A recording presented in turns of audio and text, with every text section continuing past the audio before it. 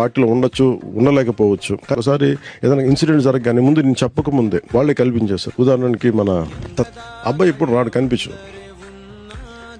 నేను ముందే అనౌన్స్ చేశాను, నేను ఈ స్కూల్కి సంబంధించిన బుక్స్ అన్ని నేను ఇచ్చేస్తాను అని ముందు నేను ఇచ్చేస్తుంటే లైబ్రరీ చూసాను. లైబ్రరీ చూస్తే చిన్న లైబ్రరీ ఉంది, దానికి బీరువాలన్నీ ఉన్నాయి, కానీ లోపల పుస్తకాలు సరిపోవాలి. అంటే ఇంతమంది, ఇన్ని వందల మంది విద్యార్థులకు సంబంధించిన పుస్తకాలు లేవని అనిపించింది. నేను నా వైపు నుంచి నేను మీకు ఒక ఫుల్ లైబ్రరీ మీకు డొనేట్ చేశాను అని ముందు నేను ఇచ్చేస్తుంటే అబ్బాయి ముందుకు వచ్చి నా దగ్గరికి కూడా రాలా, మొత్తం లైబ్రరీని తను ఇచ్చేసాడు. నేను ఒక మాట చెప్పి నేను ఇద్దామని నేను పెట్టుకుంటే నేను ఇచ్చానన్న పేరు నాకు వచ్చింది, కానీ యాక్చువల్గా ఇచ్చింది మన చరణ్.